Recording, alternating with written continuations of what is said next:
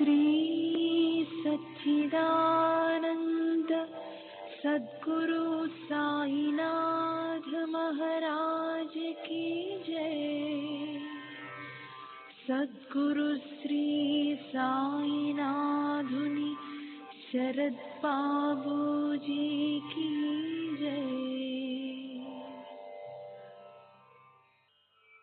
సాయి వంటి దైవంబు లేడోయి లేడోయి, ప్రజలందరి నోట సాయి నామం పలకాలి, సర్వత్రా సాయి రూపం రంజిల్లాలి, ముజ్జగాలు సాయి మహిమతో ముప్పిరిగొనాలి. సాయి పదరవళులు మన హృదయ కుహరంలోని నిశ్శబ్ద నిశీధిలో ప్రతిధ్వనించాలి.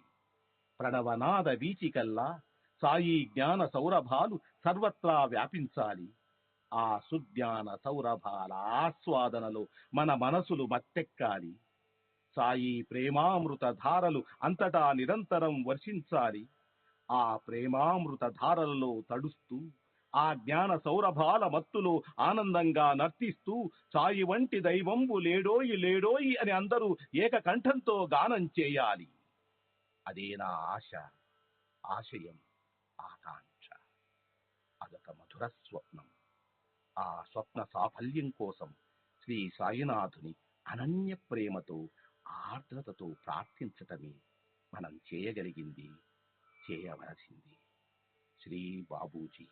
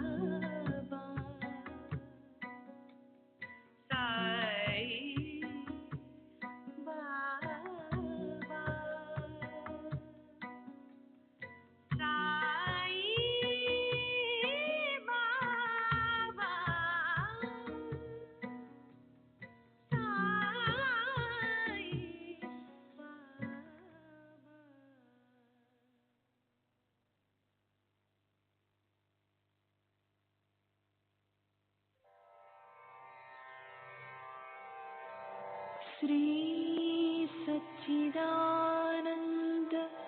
सद्गुरु साईनाथ महाराज की जय। सद्गुरु श्री साईनाथुनि शरद बाबू जी की जय।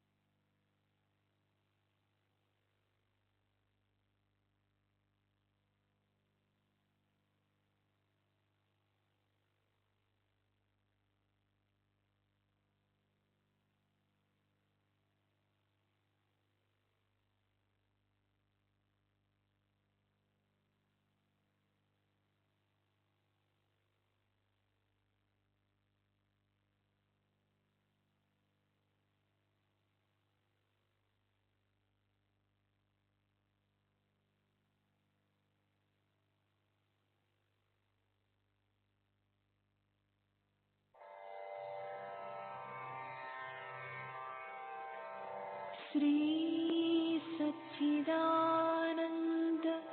सद्गुरु साईनाथ महाराज की जय। सद्गुरु श्री साईनाथुनि शरद बाबू जी की जय।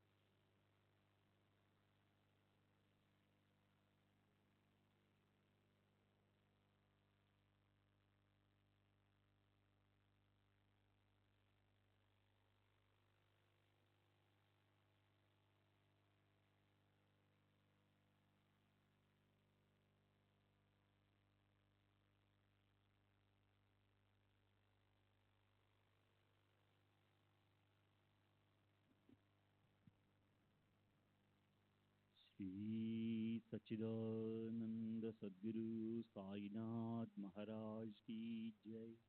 सद्गुरु श्री साईनाथ शरद बाबू जी की जय।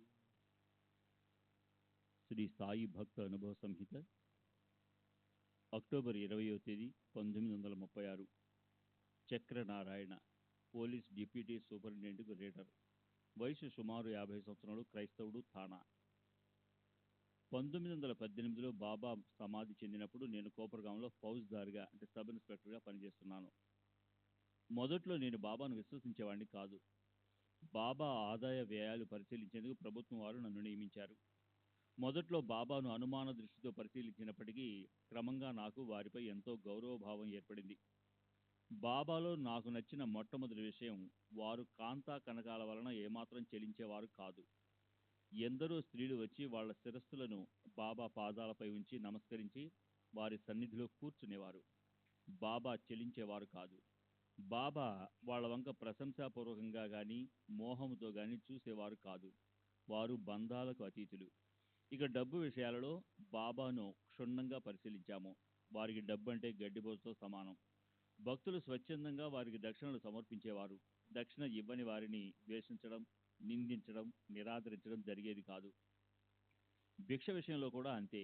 ఎవరు ఏది పెట్టినా తీసుకుని అందరికీ పంచేవారు. దక్షిణల విషయాలలో కూడా అలాగే జరిగేది. బాబా తమకు వచ్చిన దక్షిణల మొత్తాన్ని భక్తులకు ధారాళంగా ఇచ్చేసేవారు. మరో అద్భుతమైన విషయం ఏమంటే, ఒక్కొక్క రోజు వారికి దక్షిణల రూపంలో వచ్చిన మొత్తం కంటే ఎక్కువ మొత్తం భక్తులకు పంచేవారు. అధికంగా పంచిన డబ్బు ఎక్కడ నుండి వచ్చేదో మాకు అర్థమయ్యేది కాదు.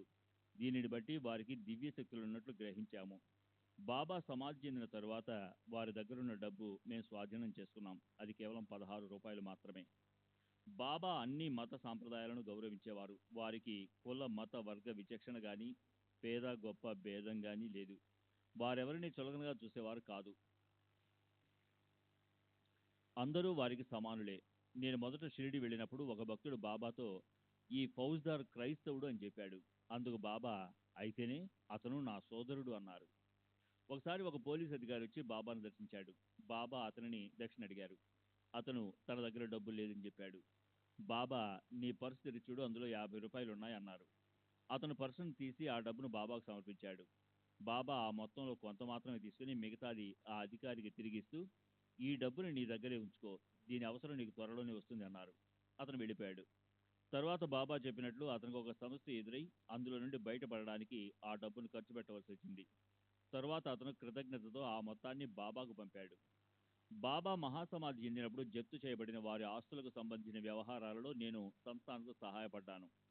బాబా ఆస్తుల పంపకం విషయంలో ప్రజాభిప్రాయాలను సేకరించాను. నేను ఇచ్చిన వివరాల ఆధారంగా మామలద్దార్, మేజిస్ట్రేట్ పంపకానికి సంబంధించిన ఉత్తర్వులు జారీ చేశాడు. దీనివలన సంస్థానకు ఎన్నో ఇబ్బందులు తప్పాయి. బాబా ఊది సర్వ రోగాలను నయం చేస్తుంది. సెప్టెంబర్ 26వ తేదీ 1936, బాంద్రా. జోసెఫ్ ఫౌజ్దార్, రిటైర్డ్, వయసు 46 సంవత్సరాలు, క్రైస్తవుడు, టర్నర్ రోడ్, బాంద్రా. నేనెప్పుడూ షిరిడీ వెళ్ళలేదు. నా స్నేహితుల ద్వారా బాబాను గురించి విని వారి ఫోటో ఒకటి తెప్పించుకున్నాను. కానీ వారిని పూజించేవాడిని కాదు. అద్భుత శక్తులున్న మహాత్మునిగా భావించి గౌరవించేవాడిని. 1917లో గజానన్ నార్వేకర్ అనే అతడు తీవ్ర జ్వరంతో బాధపడసాగాడు. అతని కుమారుడు 500 రూపాయలు తీసుకుని వెళ్ళి బాబాకు సమర్పించాడు. ఆ డబ్బు తీసుకోగానే బాబా జ్వరంతో వణకనారంభించారు. భక్తులు దానికి కారణం అడిగారు. అప్పుడు బాబా, మనం ఇతరులకు ఏదైనా చేయదలిస్తే వారి బరువు బాధ్యతలు స్వీకరించాలి అన్నారు. ఆ తర్వాత గజానన్ జ్వరం తగ్గిపోయింది. ఒకసారి నేను ఒక క్లిష్టమైన క్రిమినల్ కేసు పరిశోధించవలసి వచ్చింది. నేను సహాయం కోసం బాబాను ప్రార్థించాను. బాబా నా కలలో కనిపించి ఆ కేసులో ముందుకు వెళ్ళడానికి మార్గం చూపారు. వారు చెప్పినట్లు నడుచుకుని అందులో విజయం సాధించగలిగాను. 1916లో నేను 2 పఠాన్ గజ దొంగలను పట్టుకోవాల్సి వచ్చింది. నేను నా సిపాయిలతో వారిని పట్టుకోవడానికి ప్రయత్నించినప్పుడు పఠాను ఒక సిపాయిని చంపేశాడు. నేను గాయాలతో ఆసుపత్రి పాలయ్యాను. అలా జరుగుతుందని సాయిబాబా ముందు రోజు రాత్రి నా కలలో కనిపించి సూచించారు. ఆ దృశ్యంలో నన్ను 2 పట్టుకుని ఒక వివాహం జరుగుతున్న చోటుకు ఈడ్చుకుంటూ తీసుకెళ్లారు.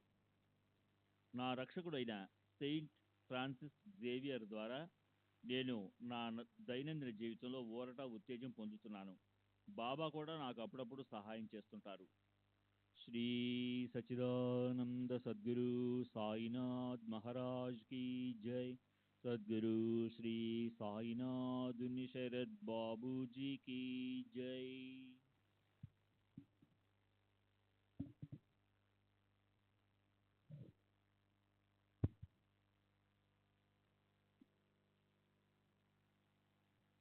డిసెంబర్ 15వ తేదీ 1936. దాదాజీ గోపీనాథ్ జోషి, రామ్ మారుతి రోడ్, దాదర్. నేను 1932లో షిరిడి వెళ్ళాను. 7 ఏళ్ల వయసున్న నా కుమారునికి తీవ్రంగా జ్వరం, అసూచి వచ్చాయి. నేను వాడికి బాబా ఊది తీర్థం ఇస్తూ వచ్చాను. మందులేమీ వాడకుండానే మా అబ్బాయికి ఆరోగ్యం చేకూరింది. వాడికి నయమైతే షిరిడీ తీసుకుని వస్తానని మొక్కుకున్నాను. కానీ మొక్కు విషయం చాలా కాలం వరకు మర్చిపోయాను. తర్వాత వాడికి మూర్ఛ రోగం వచ్చింది. అప్పుడు నాకు మొక్కు విషయం గుర్తొచ్చింది. దానిని మర్చినందుకు క్షమించమని పిల్లవాడికి నయమైతే ఈసారి తప్పక షిరిడీ తీసుకొచ్చి అభిషేకం మొదలైన పూజలన్నీ జరిపిస్తానని మరలా బాబాకు మొక్కుకున్నాను. అబ్బాయికి నయమైంది. వెంటనే 1932లో వాడిని షిరిడీ తీసుకుని వెళ్ళాము. బాబాకు అభిషేకం చేయించి తిరిగి ఊరికి బయలుదేరాము. మేము కోపరగాంకు సగం దూరంలో ఉన్నప్పుడు పిల్లవాడికి మూర్ఛ రోగం తిరగబెట్టింది. అది చూసి అప్పుడు మాతో ఉన్న పురంద్రే మమ్మల్ని షిరిడీ తిరిగి వెళ్ళి మొక్కుబడులు ఏమైనా మిగిలి ఉన్నాయేమో గుర్తు చేసుకొని జరిపించమని సలహా ఇచ్చాడు. మేము అభిషేకం మాత్రమే చేయించి మిగతా పూజలు మర్చిపోయినట్లు అప్పుడు మాకు గుర్తుకొచ్చింది. తిరిగి షిరిడీ వెళ్ళాము. మూర్ఛ వల్ల సగం స్పృహ కోల్పోయిన పిల్లవాడు షిరిడీ చేరిన వెంటనే పూర్తి స్పృహలోకి వచ్చి బాబా సమాధిని ఎక్కి ఆడుకుంటూ కేరింతలు కొట్టసాగాడు. మేం మిగిలిన పూజలన్నీ జరిపించి తిరిగి వచ్చాము. మాకు ఎలాంటి ఇబ్బందులు ఎదురు కాలేదు. 1933లో మేము మరలా షిరిడీ బయలుదేరాము. దారిలో కోపరగాం వద్ద గోదావరి నది చేరాము. అక్కడున్న వారు ఆ సమయంలో నది దాటవచ్చని చెప్పడంతో మా అబ్బాయిని ఎత్తుకొని నేను నా భార్య నదిలోకి దిగాము. కానీ నది మధ్యలోనికి వెళ్ళేసరికి ప్రవాహ వేగం ఎక్కువగా ఉండి నాకు కళ్ళు తిరగసాగాయి. మేమిక కొట్టుకొని పోవడం ఖాయమనిపించింది. అప్పుడు నేను కళ్ళు మూసుకొని బాబాను ప్రార్థించాను. 5 నిమిషాల్లో సాయి సంస్థానంకు చెందిన బాలా గురువే వచ్చి నది మధ్యలో ఉన్న మమ్మల్ని పట్టుకొని క్షేమంగా ఒడ్డుకు చేర్చాడు. నా కుమారుని పుట్టు వెంట్రుకలు కాశీలో తీయించాలని తలపెట్టాము. అదే సమయంలో షిరిడీలో బాబాకు అభిషేకం చేయించదలిచాను. 2 కార్యక్రమాలు ఒకేసారి జరగాలని మా అభిప్రాయము. కానీ షిరిడీలో ఉన్న నాను పూజారికి బాబాకు అభిషేకం చేయమని సందేశం పంపడం మర్చిపోయాము. మేము కాశీలో కార్యక్రమం పూర్తి చేసుకుని గయకు వెళ్ళాము. గయా వాళ్ళ ఇంట్లో దిగాము. అక్కడ మా అబ్బాయికి మరలా మూర్ఛ వచ్చింది. అప్పుడు మాకు షిరిడీలో అభిషేకం జరిపించలేదనే విషయం గుర్తుకొచ్చింది. వెంటనే మేము మర్చిన మొక్కు చెల్లించేందుకు ఒకటి, మర్చిపోయినందుకు ప్రాయోచితంగా మరొకటి, మొత్తం 2 అభిషేకాలు జరిపించమని నాను పూజారికి సందేశం పంపించాము. ఆ తర్వాత పిల్లవాడు కోలుకున్నాడు. మా తదుపరి ప్రయాణం క్షేమంగా సాగింది. 1934లో నా కుమారుడు జ్వరంతో బాధపడసాగాడు. ఇది ఎలాంటి జ్వరమో ఎవరూ కనిపెట్టలేకపోయారు. నేను బాబా ఊది తీర్థం ఇచ్చాను. పిల్లవాడికి జ్వరం తగ్గిపోయింది. 1935లో వాడి కాలి బొటన వేళ్ళు విపరీతంగా వాచింది. డాక్టరు ఆ వేలును కోసివేయాల్సి ఉంటుందని చెప్పారు. కానీ ఊది వాడటం వల్లనే వాడికి నయమైంది. ఈ విధంగా నేను బాబానే నమ్ముకొని వారి కృపాశీస్సులతో క్షేమంగా ఉన్నాను. అక్టోబర్ 18వ తేదీ 1936 శాంతాక్రజ్ సాయంత్రం 4 గంటలకు రావ్ బహదూర్, మోరేశ్వర్ వి. ప్రధాన్, బిఏఎల్ఎల్బి హైకోర్టు గ్రేడరు మరియు జేపీ జస్టిస్ ఆఫీస్, వయసు 56 సంవత్సరాలు, సాయిబాగ్, శాంతాక్రజ్. నేను నా బంధువులు బాబా దగ్గరికి వెళ్ళడానికి కారకులు శ్రీ నానాసాహెబ్ చందోర్కర్. 1910వ సంవత్సరం మే నెల మొదటి వారంలో ఒకరోజు నా సోదరులు బంధువులు చందోర్కర్తో మాట్లాడుతూ ఉన్నారు. నా సోదరుడు రామారావు చందోర్కర్ల మధ్య సంభాషణ ఇలా జరిగింది. రామారావు: ప్రస్తుతము అక్కల్కోట్ మహారాజు లాంటి మహాత్ములు ఎవరైనా ఉన్నారా? చందోర్కర్: అలాంటి వారిని చూడాలనుకుంటున్నావా? రామారావు: అవును. చందోర్కర్: అయితే షిరిడీ వెళ్ళు. శ్రీ సాయిబాబా అటువంటి మహనీయులే. రామారావు: మేము షిరిడీ గురించి వినటం అదే మొదటిసారి. అది ఎక్కడుంది? ఎక్కడికి ఎలా వెళ్ళాలి? చందోర్కర్: షిరిడీ అహ్మద్నగర్ జిల్లాలోని కోపరగాం తాలూకాలో ఉంది. డోండు మన్మాడు రైల్వే లైన్లో ఉన్న కోపరగాం స్టేషన్లో దిగాలి. అక్కడి నుండి 11 మైళ్ళ దూరంలో ఉన్న షిరిడీకి టాంగాల్లో వెళ్ళవచ్చు. శ్రీ సాయిబాబా గొప్పతనము, శక్తి, కరుణ, తత్వం గురించి చందోర్కర్ ఎంత స్పష్టంగా వర్ణించాడంటే అక్కడున్న శ్రోతలు ఎంతో ప్రభావితులై వీలైనంత త్వరలో షిరిడీ చేరి ఆ మహాత్మును దర్శించాలని అభిలాషించారు. ఆ మరుసటి రోజే నా స్నేహితులు, బంధువులు 10-15 మంది ఒక బృందంగా ఏర్పడి షిరిడీకి ప్రయాణమయ్యారు. వాళ్ళతో పాటు నన్ను కూడా షిరిడీ తీసుకెళ్లాలనుకున్నారు. కానీ నేను ఆ సమయంలో ఇంట్లో లేనందువల్ల నా భార్యతో చెప్పి వాళ్ళు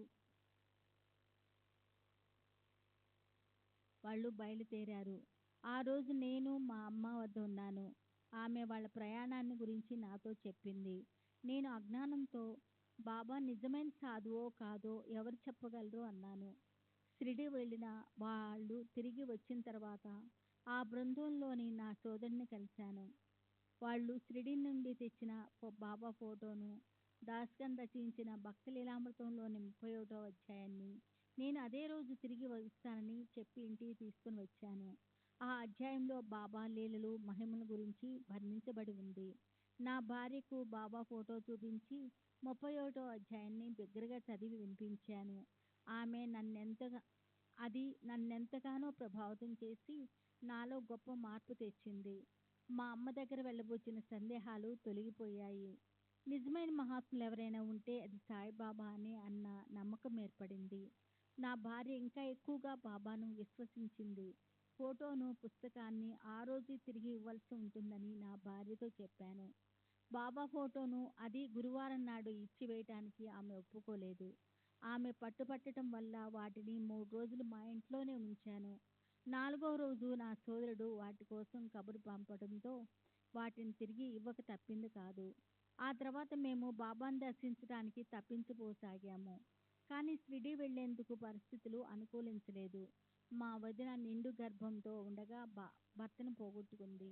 ఆమెకు మగ సంతానం లేదు. ఈసారి తప్పక మగపిల్లవాడు పుడతాడని మేమందరం ఎంతో ఆశగా ఎదురు చూస్తున్నాము. ఆమె ఏ రోజైనా ప్రసవించవచ్చునని, ఆ సమయంలో ఇంటికి మగదిక్కైన నేను ఉండకపోతే బాగుండదని ఊరి నుండి కదలలేకపోయాను. కానీ నేను బాబాను త్వరగా దర్శించుకోవాలని నా భార్య, సోదరి ఆదుర్దా పడ్డారు. అందువల్ల మా బంధువుల బృందం తిరిగి వచ్చిన 15 రోజులకు, అంటే 1910 మే నెలాఖరున నేను షిరిడీకి బయలుదేరాను. చాందర్కూర్ ఎంతో ఆదరంతో అతని 2 కుమారులు బాబు, బాపును నాకు తోడుగా పంపాడు. బయలుదేరేటప్పుడు నా దగ్గర 3-4 బంగారు నాణ్యాలు, కొన్ని కరెన్సీ నోట్లు ఉన్నాయి. బాబా దక్షిణ అడిగితే ఇవ్వటానికి ఒక నోటు మార్చి 20 వెండి రూపాయల నాణ్యాలను సిద్ధంగా ఉంచుకున్నాను. మేము కోపురగాం దిగగానే అక్కడ మమతదారు చక్కగా స్వాగతం పలికాడు. గోదావరిలో స్నానమాచరించి షిరిడీ చేరాము. మా కోసమే నిరీక్షిస్తున్నాడా అన్నట్లు బాబా లెండి తోట దగ్గర నిలబడి ఉన్నారు. మేము టాంగా దిగి వారికి నమస్కరించాము. మేము సాటేవాడలో బస చేశాము. అక్కడ మాకు రావ్ బహదూర్ సాటే, నూల్కరు అంటే ఫస్ట్ క్లాస్ సబ్జడ్జీలతో పరిచయం అయింది. కొంతసేపటి తర్వాత నేను తెచ్చిన పూలు, పండ్లు, మాలలు తీసుకొని బాబాను దర్శించడానికి మసీద్కి వెళ్ళాను. బాబాకు పూలమాలలు వేసి తీసుకువెళ్ళిన కానుకలు సమర్పించాను. బాబా కళ్ళల్లోకి చూసిన వెంటనే వారు గొప్ప మహాత్ములన్న నా నమ్మకం దృఢపడింది. ఇంతటి మహనీయుని దర్శించుకునే అవకాశం కల్పించినందుకు ఆ భగవంతునికి ధన్యవాదాలు అర్పించుకున్నాను. బాబా వెంటనే నా నమ్మకాన్ని పరీక్షించదలిచారు. వారు నన్ను దక్షిణ అడిగారు. వారికి ఇవ్వటానికి సిద్ధంగా ఉంచుకున్న వెండి రూపాయలకు బదులు ఒక బంగారు నాణ్యాన్ని వారి చేతిలో పెట్టాను. బాబా ఆ నాణ్యాన్ని మొదట జార్జి బొమ్మ ఉన్న వైపుకు, తర్వాత బొరుసు వైపుకు తిప్పి చూశారు. అలా 3 సార్లు చేశారు. ఆ 3 సార్లు ఇదేమిటి నూల్కర్ని అడిగారు. నూల్కరు అది బంగారు నాణ్యం అని చెప్పాడు. దీని విలువ ఎంత అని బాబా ప్రశ్నించారు. 15 రూపాయలని నూల్కర్ చెప్పాడు. బాబా ఆ నాణ్యాన్ని నాకే తిరిగి ఇచ్చివేస్తూ అది నాకొద్దు, నువ్వే ఉంచుకొని నాకు 15 రూపాయలు ఇవ్వు అన్నారు. నేను దానిని పర్సులో పెడుతున్నప్పుడు నూల్కర్ అది బాబా స్పర్శతో పునీతమైన నాణ్యమని, దాన్ని ఇతర నాణ్యాలతో కలపకుండా విడిగా ఉంచుకోమని చెప్పారు. నేను అలాగే చేసి బాబాకు 15 వెండి రూపాయలు ఇచ్చాను. బాబా వాటిని మరలా తిరిగి లెక్కించి, ఇక్కడున్నవి 10 రూపాయలే, మరో 5 రూపాయలు ఇవ్వు అన్నారు. నిజానికి వారు నా నమ్మకాన్ని పరీక్షిస్తున్నారు. సహజంగా వాదించడానికి అలవాటు పడిన ఏ లాయర్ అయినా బాబా చేసిన ఆరోపణ తప్పని, తాను లెక్కించి సరిగా 15 రూపాయలు ఇచ్చానని వాదిస్తాడు. కానీ నేను అలా చేయలేదు. అది నా నమ్మకానికి పెట్టిన పరీక్షగా తలంచి వారి లెక్క సరైందని ఆమోదించి ఆనందంగా నా దగ్గర మిగిలి ఉన్న 5,000 రూపాయలు తీసి వారికి సమర్పించాను. నా జేబులో ఉన్న 20 రూపాయలు బాబాకి ఇచ్చేందుకు తెచ్చానని వారికి తెలుసు. అందుకే లెక్క తప్పిందన్న మెస్సుతో నేను సమర్పించదలిచిన మొత్తాన్ని వారు స్వీకరించారు. నా వద్ద ఇంకా చాలా డబ్బు ఉన్నప్పటికీ 20 రూపాయలు మాత్రమే స్వీకరించారు. అంతకు మించి వారు నన్ను దక్షిణ అడగలేదు. తర్వాతి నేను అక్కడి నుండి వచ్చేశాను. శ్రీ సచ్చిదానంద సద్గురు సాయినాథ్ మహారాజ్ కీ జై. సద్గురు శ్రీ సాయినాథుని శరత్ బాబూజీ కీ జై.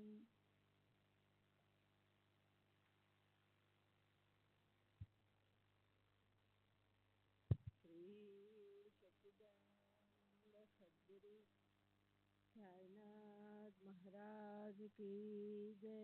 సద్గురు శ్రీ సాయినాథుని శరత్ బాబూజీ కీ జై. నేను మరలా మసీదుకు వెళ్ళేటప్పటికి బాబా తమ చుట్టూ చేరిన భక్తులందరికీ ఊది ఇస్తున్నారు. దూరంగా నిలబడి ఉన్న నన్ను చూసి దగ్గరికి రమ్మని సైగ చేసి బావు అప్పటి నుండి నన్ను ఎప్పుడూ అలాగే పిలిచేవారు. 2-3 రోజులలో అంతా బాగైపోతుంది అని ఊది ఇచ్చారు. ఊది తీసుకొని బయటికి వెళ్ళిపోయాను. బాబా నాపై ప్రత్యేకంగా చూపిన ఆదర అభిమానాలకు నూల్కర్, శ్రీమతి జోగ్ మొదలైన భక్తులందరూ ఆశ్చర్యపోయారు. నూల్కర్ ఆనందంతో నన్ను ఆలింగనం చేసుకున్నాడు. ఐశ్వర్యాన్ని, బంగారాన్ని, కుటుంబ హోదాను బాబా ఏమాత్రం లెక్క చేయరన్న విషయం అందరికీ తెలుసు. కనుక బాబా ప్రత్యేక అభిమానం పొందడానికి నేను ఏ సద్గ్రంథాలను పారాయణ చేశానో తెలుపమని శ్రీమతి జోగ్ అడిగింది. నేను చేసిన సద్గ్రంథాల అధ్యయనం, పారాయణ ఏమీ లేదని వినమ్రంగా జవాబిచ్చాను. మరుసటి రోజు ఇంటికి బయలుదేరాలనుకొని బాబాను అనుమతి కోరాను. బాబా తమదైన ప్రత్యేక రీతిలో రేపు వెళ్ళు అంటూ అనుమతి నిరాకరించారు. ప్రతిరోజు ఆ విధంగానే చెప్తూ 8 రోజులు నన్ను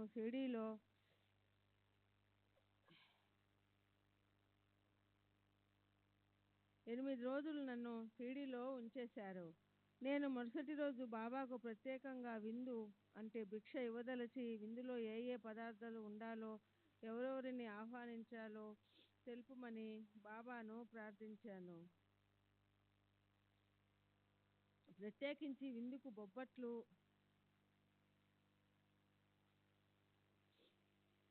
బొబ్బట్లు, పూరన్ పోలీలను తయారు చేయించమని, తమకు అభిమాన పాత్రుడైన బాబును ఆహ్వానించమని బాబా చెప్పారు.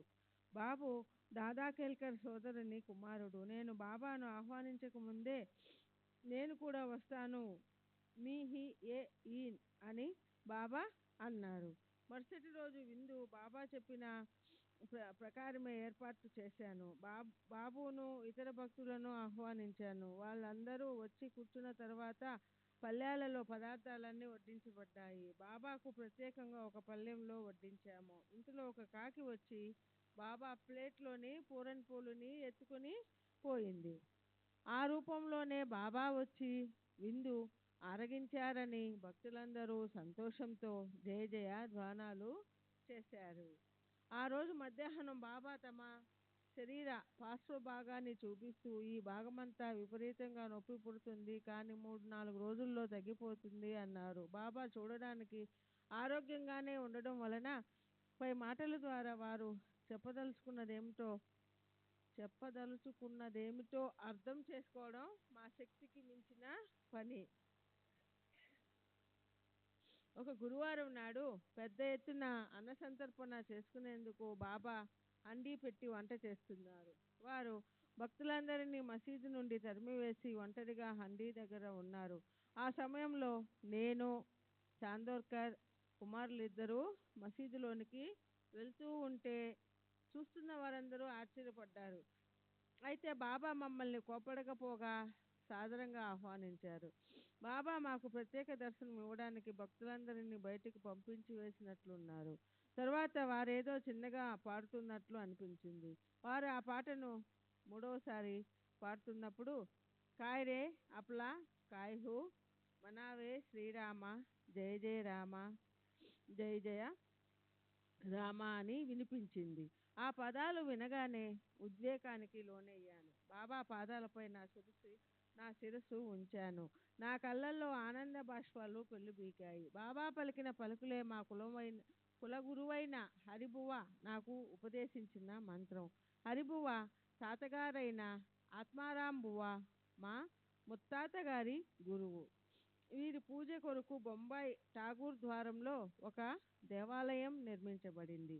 ఈ విధంగా గురువు ఉపదేశించిన మంత్రం పట్ల బాబా నాలో శ్రద్ధను, గౌరవాన్ని పునరుద్ధరించారు. నేను అడగకపోయినా నా ఆధ్యాత్మిక లబ్ధికై ఎంతో శ్రద్ధ కనపరచడం చూసి అశ్రు నయనాలతో బాబాకు కృతజ్ఞతలు సమర్పించడం కన్నా నేను చేయగలిగింది ఏమీ లేదు. తర్వాత బాబా హండీ దగ్గర నిలబడి ఉడుకుతున్న వంటకాన్ని సమానంగా కలిసేలా గరిటితో కాక తమ చేతితో కలియబెట్టారు.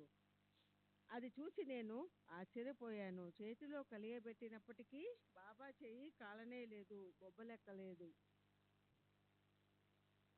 అకస్మాత్తుగా మధ్యాహ్నం బాబా మా ముగ్గురిని, నేను, చాందోర్కర్ కుమారులు బాబు, బాపు లెండికి తీసుకెళ్లారు. అది సాధారణంగా వారు లెండికి వెళ్ళే సమయం కాదు. అక్కడ బాబా కొన్ని గుంటలు త్రవ్వి నా చేతికి కొన్ని మొక్కజొన్న విత్తనాలు ఇచ్చి ఆ గుంటలలో పెట్టించి వాటిపై మట్టి కప్పి నీళ్లు పోయమన్నారు. తర్వాత మేము మసీదుకి తిరిగి వచ్చాము. ఆ లెండి తోటనే 7-8 సంవత్సరాల తర్వాత బాబా సమాధి చెందిన వెంటనే నేను కొన్నాను.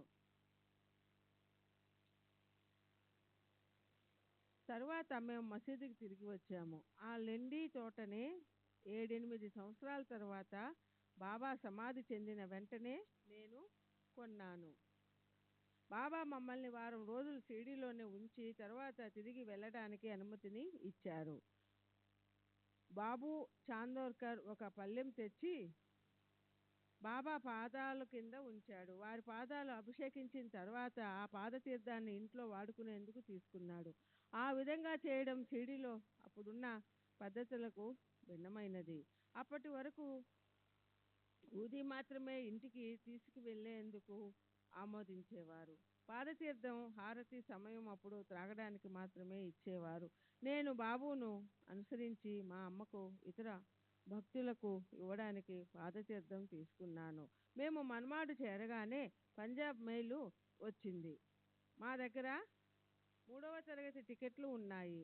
అవి తర్వాత వచ్చే రైలు ఎక్కడానికి మాత్రమే పనికి వస్తాయి. కానీ మెయిల్ ఎక్కడానికి రైల్వే నిబంధనలు ఒప్పుకోవు. కానీ ఆనందంలో అవేవి పట్టించుకోకుండా మెయిలు ఎక్కాము. మేము బొంబాయి చేరవలసిన సమయానికన్నా 4-5 గంటలు ముందు చేరాము. తర్వాత ఆ సమయం ఎంతో విలువైనదని తెలుసుకున్నాను. బాబా అనుగ్రహం వల్లే మేము త్వరగా ఇంటికి చేరుకోగలిగామని భావించాము. నేను ఇల్లు చేరగానే మా అమ్మకు పక్షవాతం వచ్చిన సంగతి తెలిసింది. షిరిడీలో బాబా తమ శరీర పార్శ్వ భాగమంతా బాధిస్తున్నదని చెప్పిన సమయంలోనే బొంబాయిలోని మా ఇంట్లో మా అమ్మకు పక్షవాతం వచ్చిందట. వెంటనే డాక్టర్లను పిలిపించి చికిత్స మొదలుపెట్టారు. నా సోదరి, ఇతర బంధువులు షిరిడీలో ఉన్న నాకు కబురు పెట్టాలని అనుకున్నారు. కానీ అప్పుడు అక్కడే ఉన్న చాందోర్కర్ కబురు పెట్టవలసిన అవసరం లేదని, నేను బాబా సన్నిధిలో ఉన్నంత వరకు మా అమ్మకు ఏమీ కాదని, అవసరం అనిపిస్తే వెంటనే బాబా నన్ను పంపగలరని చెప్పాడు. మేము షిరిడీలో బయలుదేరిన రాత్రి ఇక్కడ మా అమ్మకు చికిత్స చేస్తున్న డాక్టరు ఆమెకు జ్వరం చాలా ఎక్కువగా ఉందని, ఆమె ప్రేవులు బిగుసుకుపోయి ఉన్నాయని, పరిస్థితి ప్రమాద స్థాయికి చేరుకుందని చెప్పాడు. రాత్రికి ప్రేవుల్లో కదలిక ఏర్పడితే, విరోచనం అయితే ఆమె పరిస్థితి కాస్త మెరుగుపడుతుందని అన్నాడు. నేను ఆ తెల్లవారుజామున 4:30-5 గంటలకు మా అమ్మ ఉన్న చోటుకి చేరుకున్నాను. వెంటనే నేను ఆమెకు బాబా ఊది పాదతీర్థం ఇచ్చాను. ఆమెకు కొద్దిగా నిద్ర పట్టింది. తర్వాత కాసేపటికి ప్రేవుల్లో కదలిక ఏర్పడి విరోచనం అయింది. దాంతో జ్వరం తగ్గిపోయింది. డాక్టరు వచ్చి పరీక్షించి ఆమె పరిస్థితి మెరుగుపడుతుందని, ఇక కోలుకుంటుందని చెప్పాడు. బాబాకు ఇవన్నీ ముందుగానే తెలిసే తమ సంకల్పానుసారం మమ్మల్ని ఊది తీర్థంతో షిరిడీ నుండి పంపి మన్మాడ్లో పంజాబ్ మైలు అందేటట్లు చేసి సరి అయిన సమయానికి ఇంటికి చేర్చారని అర్థమయ్యింది. నేను షిరిడీలో ఉన్నప్పుడు నన్ను దగ్గరికి పిలిచి ఊది ఇచ్చి 3-4 రోజులలో అంతా బాగైపోతుంది అనడంలో మా అమ్మ కోలుకుంటుందని బాబా ఉద్దేశం. శ్రీ సచ్చిదానంద సద్గురు సాయినాథ్ మహారాజ్ కి జై. సద్గురు శ్రీ సాయినాథుని శరత్ బాబూజీకి సచ్చిదానంద సద్గురు సాయినాథ్ మహారాజ్ की जय. సద్గురు శ్రీ సాయినాథుని శరత్ బాబూజీకి జై. బాబా చర్యలు నిగూఢమైనవి, వారి లీలలు అద్భుతాలు. ఆ తరువాత మా అమ్మ సంపూర్ణ ఆరోగ్యంతో 4 సంవత్సరాలు జీవించింది. ఆమె చనిపోయేందుకు 2 సంవత్సరాల ముందు షిరిడీ వెళ్ళి బాబాని దర్శించి వారి ఆశీస్సులు పొందింది. నేను ఒక్కడినే కాక మా కుటుంబంలోని వారు అందరూ బాబాను దర్శించి వారి ఆశీస్సులు పొందారు. నా భార్య, ఆమె సోదరి బాబా దగ్గరికి ఎలా వెళ్ళారో, నా భార్య బాబా నుంచి ప్రత్యేకంగా ఆశీస్సులు ఎలా పొందిందో మీకు ఈ సంఘటన ద్వారా తెలియజేస్తాను. ఒక రాత్రి దాసహను మహారాజ్ మా అమ్మ వాళ్ళ ఇంట్లో అద్భుతమైన కీర్తన నిర్వహించాడు. కీర్తనలోని కథా విషయం ఏది అయినప్పటికీ మధ్యలో బాబా మహిమల గురించి, వారి లీలల గురించి వర్ణించేవాడు. కీర్తన ముగిసిన తరువాత వారిని, చాందోర్కర్ను, ఇతర స్నేహితులను శాంతాక్రూజ్లో నున్న మా ఇంటికి వచ్చి విశ్రాంతి తీసుకోమని ఆహ్వానించాను. అందరూ సంగీత వాయిద్యాలతో సహా మా ఇంటికొచ్చారు. అక్కడ మరొక కీర్తన నిర్వహిస్తే బాగుంటుంది అని అందరూ తలచారు. ఆ కీర్తన రాత్రి 2 గంటల నుండి వేకువజామున 5 గంటల వరకు జరిగింది. ఆ సమయం మనసుని ఎంతో ప్రభావితం చేస్తుంది.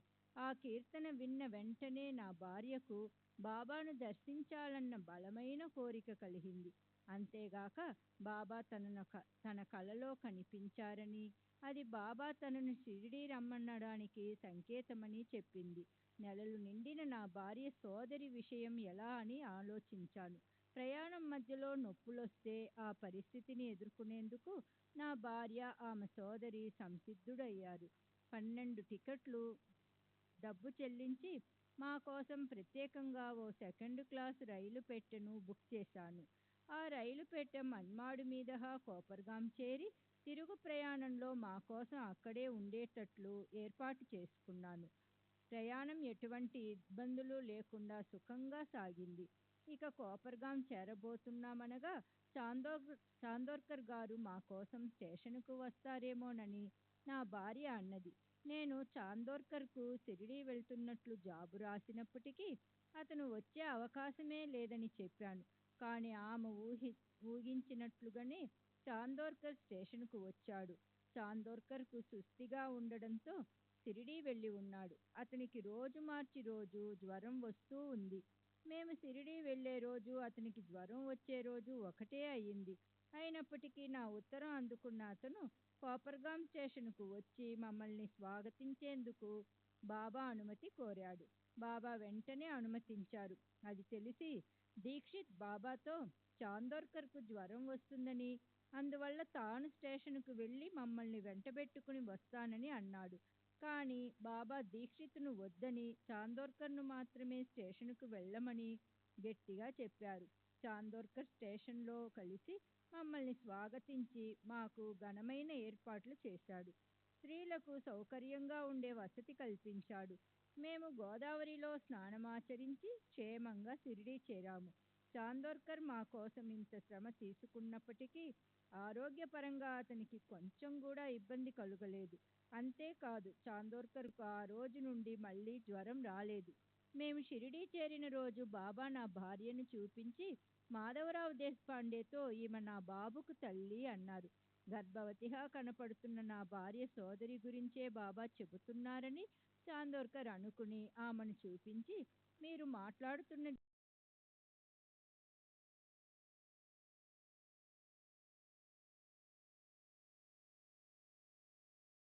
12 నెలలకు నా భార్య ఒక మగ పిల్లవాడిని ప్రసవించింది. వాడికి బాబా నోటి నుండి వెలువడిన బాబు అన్న పేరే పెట్టాము. నామకరణ కార్యక్రమానికి దాసగను, చాందోర్కర్ మొదలైన భక్తులందరూ వచ్చారు. ఆ కార్యక్రమం ఎంతో వేడుకగా బాబా కరుణ, గొప్పతనాన్ని స్మరించుకునే విధంగా జరిగింది. నేను మొదటిసారి షిరిడీ వెళ్ళినప్పుడు మసీదులో బాబా సన్నిధిలో ఉండగా గాలివాన వచ్చింది. ఎడతెగకుండా వర్షం కురుస్తుంది. ఇలా ఒక పావు గంట వరకు కొనసాగింది. నేనప్పుడు వర్షం ఇలాగే కొనసాగితే నదులు, వాగులు పొంగుతాయి. అప్పుడు నేను బొంబాయి వెళ్ళడానికి కష్టమవుతుంది. బాబా నన్ను తిరిగి వెళ్ళడానికి అనుమతి ఇవ్వరేమోనని అనుకున్నాను. అప్పుడు బాబా ఆకాశం వైపు చూస్తూ, ఓ దేవా, చాలు, ఇక వర్షాన్ని ఆపు. నా బిడ్డలు తిరిగి ఇళ్లకు వెళ్ళాలి. వారు కష్టపడకుండా ఇళ్లకు వెళ్ళాలి. ఆరే అల్లా, అభి బర్బాద్ హురా కర్, మేరే బాల్ బచ్చే ఘర్ జానే వాలే హై, ఉన్కో సుఖ్నే జానేదా అన్నారు. బాబు అంటే బాబాకు అమితమైన ప్రేమని, అతను చనిపోయినప్పుడు బాబా చాలా బాధపడ్డారని రావ్ బహదూర్ సాటే చెప్పాడు. బాబు గత జన్మల వృత్తాంతాన్ని గురించి జిఎస్ ఖాపర్డేతో సాయి లీలా మాసిక్ 4 345 పేజీలో బాబా ఇలా చెప్పారు. దైవభక్తి కలిగిన ఒక వృద్ధుడు షిరిడీలో 12 సంవత్సరాల పాటు గడిపాడు. అతని భార్య, ఎదిగిన కొడుకులు జాల్నాలో ఉండేవారు. వాళ్ళు ఈ వృద్ధుని షిరిడీ నుండి తిరిగి రమ్మని పోరు పెట్టారు. చివరికి అతను గుర్రంపై బయలుదేరాడు. నేను అతడిని బండిలో అనుసరించాను. కొంతకాలం గడిచిన తరువాత ఈ వృద్ధుడు తన సోదరుని కుమార్తెను వివాహమాడాడు. వాళ్ళిద్దరికీ ఒక కొడుకు పుట్టాడు. పిల్లవానికి 6 ఏళ్ల వయసు ఉన్నప్పుడు వృద్ధుడు చనిపోయాడు. ఈ పిల్లవాని దాయాదులు అతనికి విషము పెట్టి చంపేశారు. ఆ పిల్లవాడే బాబు దాదా కేల్కర్ సోదరుని కుమారుడుగా జన్మించాడు. ఆ బాబు మరణించి తిరిగి బొంబాయిలో పుట్టాడు. ఆ మాటలు అనడంతోనే వర్షం తగ్గుముఖం పట్టింది. నా మదిలో మెదిలే ఆలోచనలన్నీ బాబాకు తెలుసు. తరువాత బాబా నన్ను ఇంటికి వెళ్ళడానికి అనుమతించారు. నేను ఊది తీర్థం తీసుకుని పంజాబ్ మెయిల్లో ఊరికి చేరి మా అమ్మకు ఊది తీర్థం ఇచ్చాను. ఈ విషయాన్ని ముందే విపులంగా చెప్పి ఉన్నాను. నేను ఇంటికి తిరిగి వచ్చిన రాత్రి మా వదినకు ఒక కల వచ్చింది. ఆ కలలో కఫ్నీ ధరించి తలకు గుడ్డ కట్టుకున్న ఒక ఫకీరు మా ఇంట్లో ఉన్నట్లు చూసిందంట. నేను షిరిడీలో బాబా అనుమతి తీసుకుంటున్నప్పుడు నేను మీ వెంటే వస్తాను అన్న బాబా మాటలు నిజమయ్యాయని తోచింది. బాబా మా ఇంట్లోనే ఉన్నారు. శ్రీ సచ్చిదానంద సద్గురు సాయినాథ్ మహారాజ్ కీ జై. సద్గురు శ్రీ సాయినాథుని శరత్ బాబూజీ కీ జై.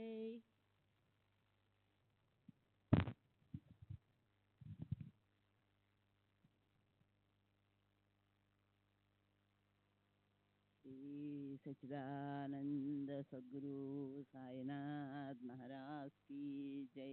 सद्गुरु श्री సాయినాథుని శరత్ బాబూజీకి జై.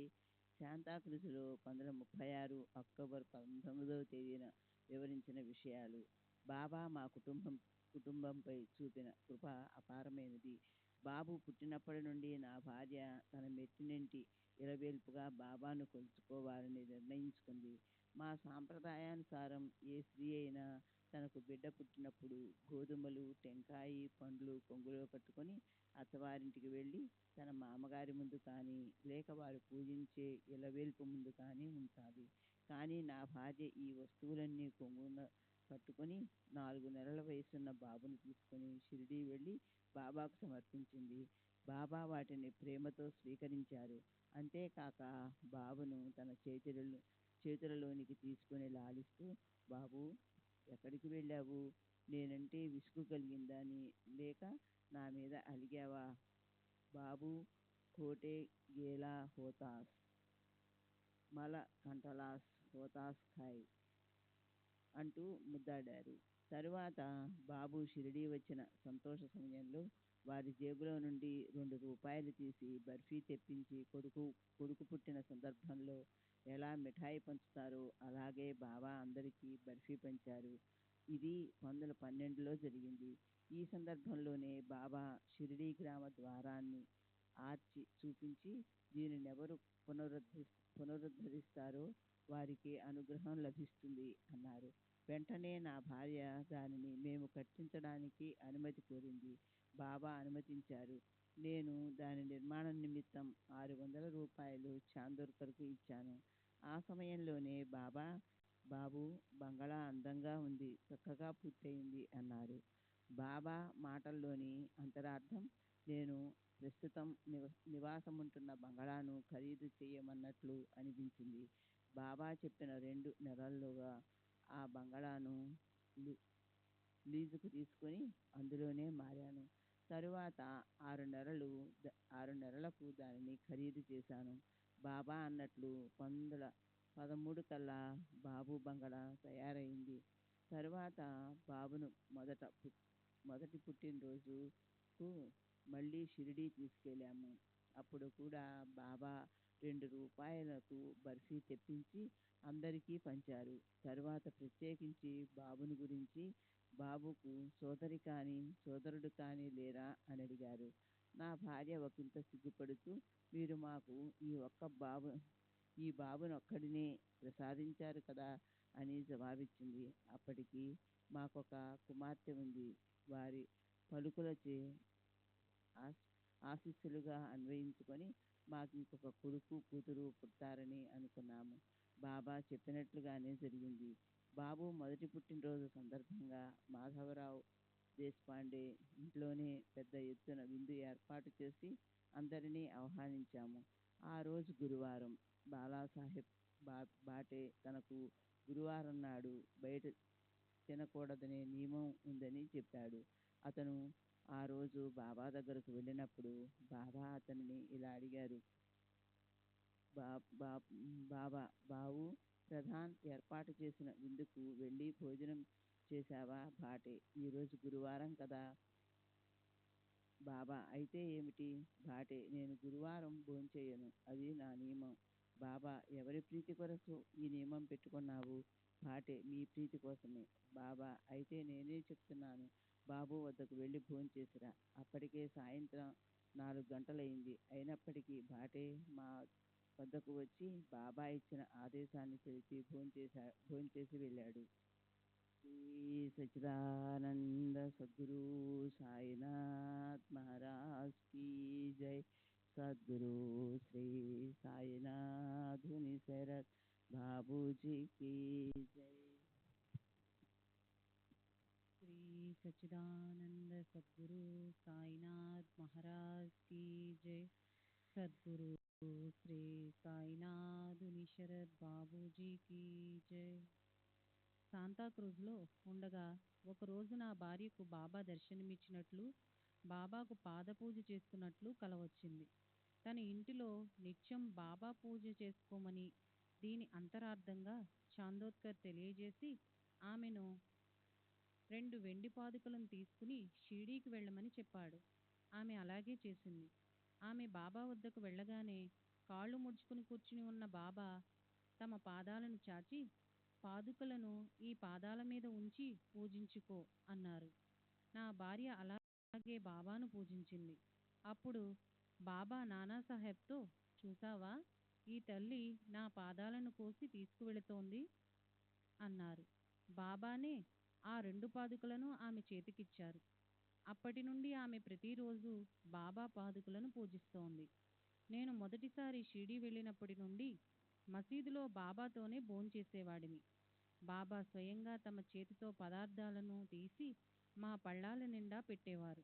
ఇలా పెట్టింది చాలా ఎక్కువ పరిమాణంలో ఉండేది.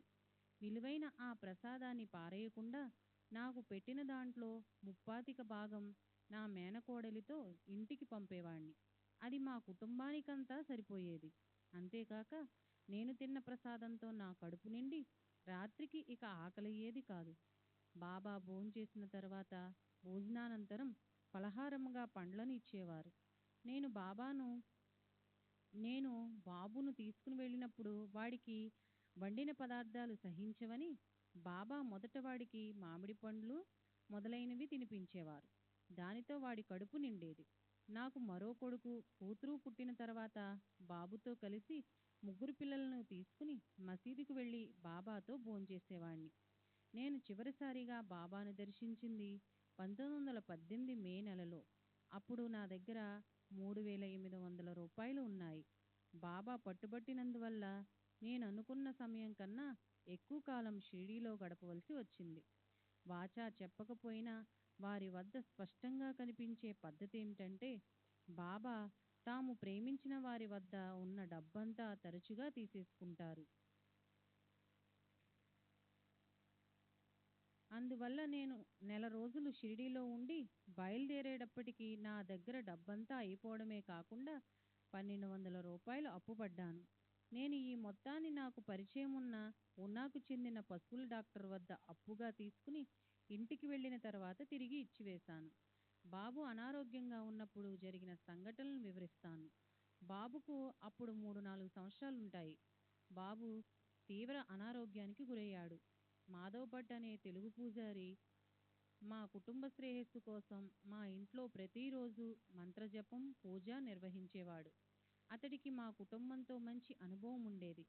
అతడికి బాబుపై ప్రేమాభిమానాలు ఉండేవి. మేము బాబాను పూజించడం పట్ల మొదట్లో అతనికి సదభిప్రాయం లేదు. మేము ముస్లిం ఫకీరైన సాయిబాబాను కొలుస్తున్నందుకే బాబు అనారోగ్యం పాలయ్యాడని అతని అభిప్రాయం. కానీ ఈ అభిప్రాయాన్ని మాతో చెప్పే ధైర్యం అతనికి లేకపోయింది.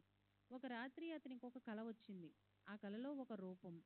మా వద్ద ఉన్న ఫోటోను చూసి కలలో వచ్చింది సాయిబాబా అని గుర్తించాడు. మిద్దె మెట్లపై కూర్చుని ఒక చేతితో బెత్తాన్ని పట్టుకుని అతనితో, ఏమనుకుంటున్నావు, నేనే ఈ ఇంటి యజమానిని అన్నారు. ఈ కల విషయం అతను ఎవరికీ చెప్పలేదు. అతను బాబు కోలుకోవడం కోసం మమ్మల్ని దత్తునికి మొక్కుకోమని చెప్పాడు. కానీ మేము సాయియే దత్తాత్రేయుడని అతనికి చెప్పాము. తర్వాత బాబు ఆరోగ్యం క్షీణించి ప్రమాద స్థితికి చేరుకుంది. బాబు పరిస్థితి గమనించిన అతడు పరిగెత్తుకుంటూ వెళ్ళి బాబా ఫోటో ముందు నిలబడి, బాబా, సాయంత్రం 4 గంటల లోపల బాబు జ్వరం పూర్తిగా తగ్గిపోయి మిద్దెపై నుండి క్రిందికి రాగలిగితే మీరు దత్తాత్రేయుడే అని నేను నమ్ముతాను అని పెద్దగా ప్రార్థించాడు. కొద్దిసేపటికి బాబు జ్వరం తగ్గటం ప్రారంభమై సాయంత్రం 4 గంటలకల్లా ఆడుకునేందుకు తనను క్రిందికి తీసుకువెళ్ళమని కోరడంతో వాళ్ళమ్మ వాడిని క్రిందికి తీసుకుని వచ్చింది. ఇది గమనించిన మాధవ్ భట్లో ఎంతో మార్పు వచ్చి శ్రీ సాయిబాబా దత్తాత్రేయుని అవతారమేమని భావించి బాబాకు 120 రూపాయలు దక్షిణ సమర్పిస్తానని మొక్కుకుని అలాగే సమర్పించాడు. తర్వాత మాధవ్ భట్ తనకు మగపిల్లవాడు పుడితే 108 రూపాయలు సమర్పిస్తానని మొక్కుకున్నాడు. కొడుకు పుట్టిన వెంటనే షిరిడీకి వెళ్ళి 108 రూపాయలు బాబాకు సమర్పించాడు. అదే సమయంలో నా ప్రధాని యొక్క అభీష్టం నెరవేరితే 1008 రూపాయలు దక్షిణగా సమర్పిస్తానని మొక్కుకున్నాడు. అతను సమర్పించిన 108 రూపాయలే చాలా పెద్ద మొత్తమని శ్యామ అన్నాడు. అప్పుడు ఇతడు దీనికన్నా ఎంతో ఎక్కువ మొత్తం నాకు ఇవ్వబోతున్నాడు అని 1008 రూపాయల మొక్కును ఉద్దేశించి బాబా అన్నారు. శ్రీ సచ్చిదానంద సద్గురు సాయినాథ్ మహారాజ్ కీ జై. సద్గురు శ్రీ సాయినాథుని శరత్ బాబూజీ కీ జై. శ్రీ సచ్చిదానంద సద్గురు సాయినాథ్ మహారాజ్ కీ జై. సద్గురు శ్రీ సాయినాథుని శరత్ బాబూజీ కీ జై. బాబా ఒకసారి నా భార్యతో, ఎదుటివారు మనలను 10 మాటలు అంటే ఒకవేళ మనం సమాధానం ఇవ్వాల్సి వస్తే ఒక్క మాటతో సమాధానమిద్దాం, ఇంకా ఎవరితోనూ గొడవకు గాని పోటీకి గాని దిగవద్దు అని హితవు పలికారు. 1918లో చివరిసారిగా షిరిడీ వెళ్ళి బాబాతో 32 రోజులు గడిపినప్పుడు ఒకరోజు భక్తులందరం బాబాకు ఛత్రం పట్టి మేళ తాళాలతో ఊరేగింపుగా లెండికి తీసుకెళ్ళి విడిచి వచ్చాము. కాసేపటికి నన్ను మాత్రం పిలిపించారు. వారు నా తలపై తమ హస్తాన్నుంచి, బావు, నేను చెప్పిన పని చేస్తావా అని అడిగారు. నేను చేస్తానని చెప్పాను. అయితే నాకు 100 రూపాయలు ఒక సంచిలో వేసి మసీదుకు తెచ్చి ఇవ్వు అన్నారు. ఈ విధంగా బాబా నేను తీసుకొచ్చిన డబ్బే కాక అరువుగా తీసుకున్న డబ్బును 3800 1200 కూడా నా నుండి స్వీకరించారు. బాబా అప్పుడు ఏవేవో సంజ్ఞలు చేశారు. నాకు వాటి భావం స్పష్టంగా అర్థం కాలేదు. మిన్ను విరిగి మీద పడినా మరవకు, నేను నీ వెంటే ఉంటాను అనే భావం ఆ సంజ్ఞలలో ఉన్నట్లు నేను గ్రహించాను. మొట్టమొదట వారిని దర్శించినప్పుడు గత 6 సంవత్సరాలుగా నేను ఇచ్చిన చిలుంనే ఉపయోగిస్తున్నట్లు చెప్పారు. వారి మాటలలోని అంతరార్థం నాకు బోధపడలేదు. 1916లో బూటి రెండవ వివాహము షిరిడీలో జరిగింది. దీనికి నేను హాజరయ్యాను. మేము షిరిడీ నుండి బయలుదేరేటప్పుడు బాబా నేను మీ వెంటే వస్తాను అన్నారు. ప్రత్యక్షంగా భౌతిక శరీరంతో వారు మాతో రానప్పటికీ ఎటువంటి ఇబ్బందులు లేకుండా ప్రయాణం సుఖంగా సాగింది.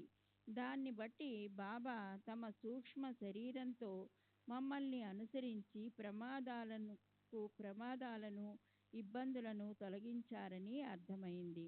బాబా సమాధి చెందిన తరువాత కూడా వారి ఆశీస్సుల వల్ల నేనెన్నో లాభాలు పొందాను. 1920 నుండి 1926 వరకు నేను సౌత్ ఫాల్సెట్ రెండవ తరగతి కోర్టు మ్యాజిస్ట్రేటుగా నియమించబడ్డాను. 1926 నుండి జేసీగా జస్టిస్ ఆఫ్ పీస్ పనిచేశాను. బొంబాయి శాసన మండలి సభ్యునిగా ఢానా నుండి 1921-23లో ఎన్నుకోబడ్డాను. 1927లో రావు బహదూర్ బిరుదు నాకు ప్రదానం చేయబడింది.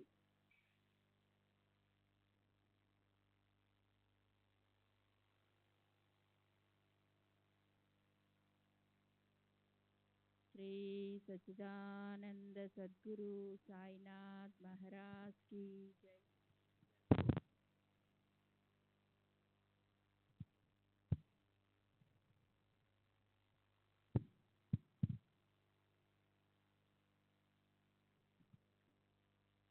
శ్రీ సచ్చిదానంద సద్గురు సాయినాథ్ మహారాజ్ की जय। సద్గురు శ్రీ సాయినాథ్ సరస్ బాబూజీ की जय। శ్రీమతి చోటుబాయి ప్రధాన్, శాంతాక్రూజ్. ఒకసారి నా పిల్లలందరికీ పొంగు పోసింది. బాబు పరిస్థితి మాత్రం ప్రమాదకరంగా ఉందని డాక్టర్ చెప్పారు. అందరూ ఆశ వదులుకున్నారు. నేను బాబాను ప్రార్థించాను. అప్పుడు బాబా కనిపించి, ఎందుకమ్మా దుఃఖిస్తావు? పిల్లవాడు బాగానే ఉన్నాడు. ఉదయం 6-6:30 గంటలకు వాడికి బాగా ఆహారం పెట్టు అన్నారు. బాబు ఉదయానికల్లా కులాసాగా ఆడుకోసాగాడు. డాక్టర్ వచ్చి వీడిని చూసి ఆశ్చర్యపోయాడు. పిల్లవాడికి ఏ ఆహారం పెట్టవద్దన్నాడు, కానీ వాడు అన్నీ తిని అరాయించుకున్నాడు. ఒక రాత్రి 11 గంటల సమయంలో బాబా నా కలలో కనిపించి, నిద్రపోతున్నావా? లే, పిల్లవాడికి మూర్ఛ వస్తుంది అన్నారు. నేను వెంటనే లేచి పిల్లవాడిని చూశాను. జ్వరం కానీ మూర్ఛ లక్షణాలు కానీ కనిపించలేదు. కానీ బాబా హెచ్చరించినప్పుడు జాగ్రత్త పడాలి కదా. అందువల్ల వేడినీళ్ళు, నిప్పు, ఉడుకులు మొదలైనవన్నీ సిద్ధంగా ఉంచాను. మా పిల్లలందరికీ అప్పుడప్పుడు మూర్ఛలు వస్తూనే ఉంటాయి.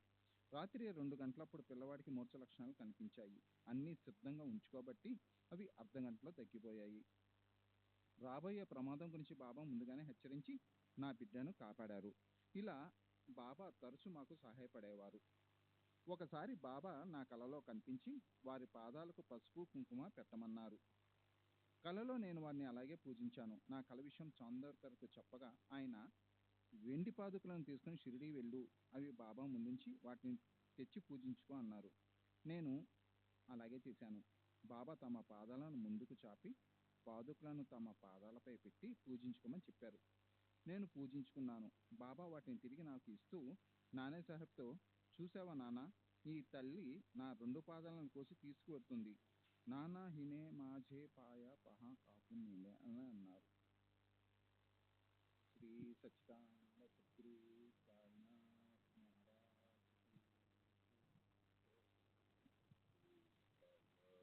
बोले शरद बाबू जी की जय.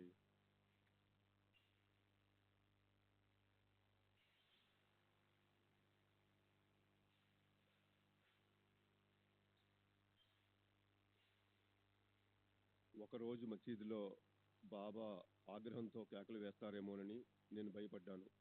కానీ ఆ రోజు వారు అలా ఏమీ చేయకుండా, చూసావా, నేను ఎవరిపైనా కోప్పడలేదు, కేకలేయలేదు. అవునా అన్నారు. మరొక రోజు మసీదులో బాబాను పూజిస్తున్నాను.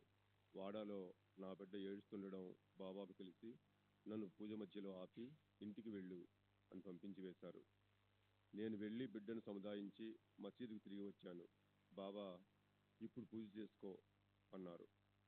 ఒకసారి టైఫాయిడ్ జ్వరం నుండి అప్పుడే కోలుకుంటున్న మా అబ్బాయిని షిరిడీకి వెళ్ళదలిచాము. డాక్టర్ వద్దని చెప్పాడు. కానీ మేము పిల్లవాడిని షిరిడీకి తీసుకువెళ్ళాము. రైలులో వాడికి జ్వరం వచ్చింది. అందరూ చెబుతున్నా వినకుండా పిల్లవాడిని తీసుకొచ్చాను. ఇప్పుడు వాడికి ఏమన్నా అయితే నా పిచ్చితనాన్ని చూసి నలుగురు నవ్వుతారేమో అని భయపడ్డాను. వాడు జ్వర తీవ్రతతో పడుకునే ఉన్నాడు. కనీసం కూర్చోలేకపోతున్నాడు. మేము షిరిడీ చేరి బాబా వద్దకు వెళ్ళేటప్పటికి పిల్లవాడు కోలుకొని లేచి నిలబడగలిగాడు. బాబా ఇప్పుడు నిన్ను చూసి ఎవ్వరూ నవ్వరు అన్నారు. రైలులో ప్రయాణించేటప్పుడు నా మదిలో మెదిలిన ఆలోచన గురించి బాబాకు తెలుసు. 16/10/1918 అంటే బాబా మహాసమాధి చెందిన మరుసటి రాత్రి బాబా మరణిస్తూ కనిపించారు. నేను బాబా చనిపోతున్నారని అరిచాను. అప్పుడు బాబా మహాత్ముల విషయంలో చనిపోయారని అనకూడదు, సమాధి చెందారని అనాలి అన్నారు. బాబా శరీరం నిశ్చలంగా ఉంది. చుట్టూ భక్తులు చేరి రోధిస్తున్నారు. నాకు చాలా బాధ కలిగింది. తరువాత నేను రాత్రి 12:30 గంటలకు సమయంలో నిద్ర నుండి మేల్కొన్నాను. ఉదయం అన్నా చించనీకర్ నుండి జాబు వచ్చింది. బాబా 15/10/1918 విజయదశమి రోజున మధ్యాహ్నం 3 గంటలకు సమాధి చెందినట్లు అందులో ఉంది. 19/10/1918 రాత్రి బాబా నా కలలో కనిపించి నాకు ₹3 ఇచ్చారు. కలలో డబ్బు తీసుకోవడం అశుభంగా తోచి నేను బాధపడుతున్నాను. అప్పుడు బాబా తీసుకో, కానీ నీవు డబ్బాలో దాచిన డబ్బంతా నాకు పంపు అన్నారు. మరుసటి రోజు నేను అలాగే దాచుకున్న డబ్బంతా షిరిడీలో జరిగే కార్యక్రమాల కోసం పంపాను. నాకు పై కల వచ్చిన రాత్రే బాబా నా సోదరి కలలో కనపడి తమ సమాధిపై కప్పేందుకు పసుపు పచ్చని పీతాంబరాన్ని పంపమని ఆదేశించారు. మేము అలాగే చేశాము. శాంతాక్రూజ్లో ఉండగా నా ప్రసవ సమయంలో నాకు సహాయంగా ఒక మంత్రసాని, ఒక నర్సు నియమించబడ్డారు. పురిటి నొప్పులతో 4 రోజులు బాధపడ్డాను, కానీ ప్రసవం కాలేదు. నర్సు భయపడసాగింది. ఆమె నా సోదరి దగ్గరికి వెళ్ళి నొప్పులు ప్రారంభమై 4 రోజులు వస్తున్నా ప్రసవం కావడం లేదని మా వారి ద్వారా వెంటనే డాక్టర్కు కబురు పెట్టడం మంచిదని చెప్పారు. నా సోదరి బాబా పటం ముందు ఆర్తిగా ప్రార్థించింది. వెంటనే ఎవరి సహాయం లేకుండా నాకు ప్రసవమైంది. బాబా శక్తికి, కరుణకి నేను, నర్సు ఆశ్చర్యపోయాము. శ్రీ సాయి లీలా మాసిక పత్రికలో శ్రీ ప్రధాన్ గారు మాధవ్ భట్ అనే తెలుగు పూజారిలో వచ్చిన పరివర్తన గూర్చి తెలిపిన వివరాలు. మాతో పాటు మాధవ్ భట్ అనే తెలుగు బ్రాహ్మణుడు ఉండేవాడు.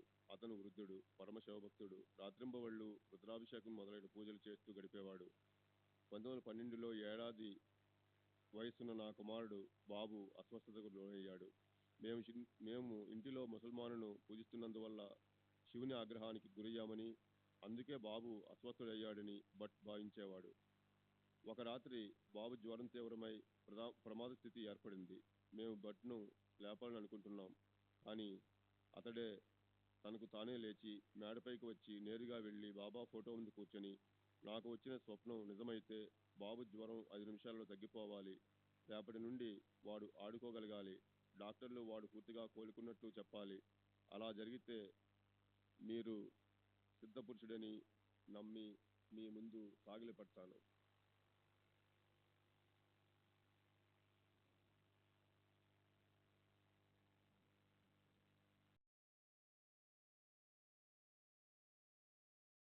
మీకు 108 రూపాయలు దక్షిణ సమర్పిస్తాను అని మొక్కుకున్నాడు. బట్ తనకు వచ్చిన కళ గురించి చెప్పాడు. ఒక ముసల్మాను బాబా వలె దుస్తులు ధరించి దండము చేతబూని తన పడక దగ్గరికి వచ్చి లేపాడు. తరువాత మేడపైకి మెట్లు ఎక్కుతూ, నీకేం తెలుసు, ఈ ఇల్లు నాది, ఈ బిడ్డను నేనే ప్రసాదించాను. నీవు పిల్లవాడి రోగం నయం చేయగలవని అనుకుంటున్నావా? ఆ పిల్లవాడు నావాడు. ఆ విషయం నీకు వెంటనే నిరూపిస్తాను అని పైకి వెళ్ళాడు. దాంతో తాను పేల్కొని బాబా పటం దగ్గర ప్రార్థించడం జరిగిందని భట్ చెప్పాడు. అతను ప్రార్థించిన గంట తరువాత బాబు జ్వరం, దగ్గు తగ్గిపోయాయి. పిల్లవాడు చురుకుగా ఆడుకోసాగాడు. ఇది చూసి భట్ నేరుగా బాబా పటం దగ్గరకు వెళ్ళి సాష్టాంగ నమస్కారం చేశాడు. తరువాత మొక్కు తీర్చడానికి షిరిడీ వెళ్ళాడు. బాబా భట్ని చూసిన వెంటనే, ఇతడు నన్ను కుక్క అని, పిల్లి అని, ముసల్మానునని అంటున్నాడు అని భక్తులతో చెప్పారు. బాబా అంతర్యామిత్వానికి భట్ ఆశ్చర్యచకితుడై వారి పాదాలపై పడి నమస్కరించాడు. అప్పుడు బాబా షామాతో, ఈ భట్ నన్ను రోజుకు ఎన్నిసార్లు పూజిస్తాడు అన్నారు. తరువాత భట్ బాబాను ఇలా ప్రార్థించాడు. మొదటిది, తనకు ఒక కుమారుడు పుడితే 108 రూపాయలు దక్షిణ సమర్పించుకుంటానని. రెండవది, తన యజమాని అయిన శ్రీ ప్రధాన్ గారి కోరిక నెరవేరితే దానికి 10 డబ్బు దక్షిణగా సమర్పించుకుంటానని మొక్కుకున్నాడు. అదే రోజు మధ్యాహ్నం మసీదుకు వెళ్ళి బాబాను దర్శించాడు. బాబా అతని దక్షిణ అడిగారు. శ్యామ బాబాతో ఆ ఉదయమే భట్ దక్షిణ సమర్పించాడని చెప్పాడు. అతను ఉదయం ఇచ్చింది చాలా చిన్న మొత్తం, అతడు ఇంకా పెద్ద మొత్తమే మనకి ఇవ్వబోతున్నాడు అని బాబా అన్నారు. తన అంతరంగంలోని ఆలోచనలన్నీ బాబాకు తెలుసునని భట్ చెప్పాడు. 1 సంవత్సరం తరువాత భట్కు మగపిల్లవాడు పుట్టాడు. భట్ షిరిడీ వెళ్ళి బాబాకు 108 రూపాయల దక్షిణ సమర్పించాడు. తన స్వగ్రామంలో అతని సోదరుడు నిర్మించిన దత్తమందిరంలో బాబా ఫోటో నుంచి పూజించసాగాడు. శ్రీ సచ్చిదానంద సద్గురు సాయినాథ్ మహారాజ్ की जय. सद्गुरु श्री साईनाथ शरद बाबू की जय.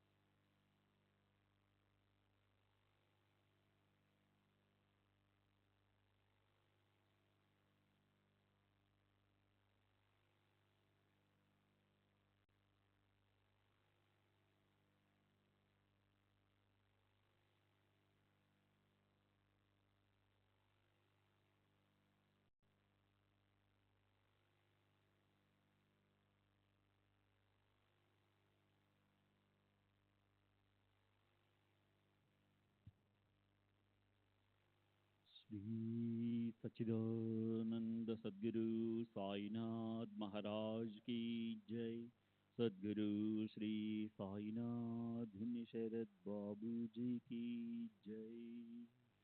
साई रहम नजर करना, बच्चों का पालन करना। साई रहम नजर करना, बच्चों का पालन करना। जाना तुमने जगत पसार, सब ही झूठ जमाना। जाना तुमने जगत पसार, सब ही झूठ जमाना। साई रहम नजर करना, बच्चों का पालन करना। साई रहम नजर करना, बच्चों का पालन करना। मैं अंधा हूँ बंदा आपका, मुझसे पथ दिखलाना। मैं अंधा हूँ बंदा आपका, मुझसे पथ दिखलाना। साई रहम नजर करना, बच्चों का पालन करना। साई रहम नजर करना, बच्चों का पालन करना। दास गण कहे अब क्या बोलूं, थक गई मेरी रसना। दास गण कहे अब क्या बोलूं, थक गई मेरी रसना। साई रहम नजर करना, बच्चों का पालन करना। साई रहम नजर करना, बच्चों का पालन करना। रहमो नजर करो अब मोरे साई, तुम बिना नहीं मुझे माँ बाप भाई। रहमो नजर करो, मैं अंधा हूँ बंदा तुम्हारा। मैं अंधा हूँ बंदा तुम्हारा। मैं ना जानू, मैं ना जानू, मैं ना जानू अल्लाह इलाही। रहमो नजर करो, रहमो नजर करो अब मोरे साई, तुम बिना नहीं मुझे माँ बाप भाई।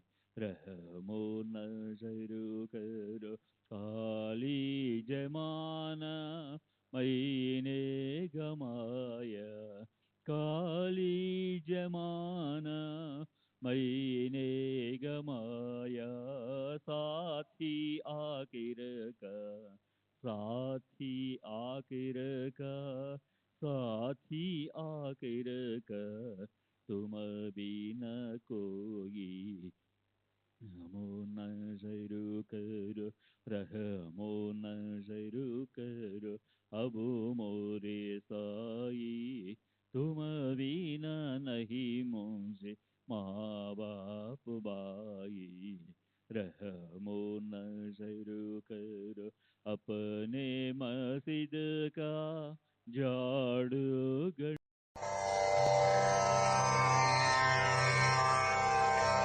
श्री सच्चिदानंद सद्गुरु साईनाथ महाराज की जय।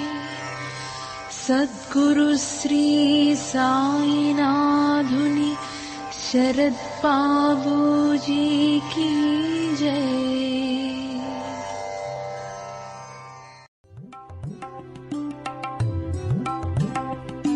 साई बाबा, साई बाबा, साई बाबा, साई बाबा,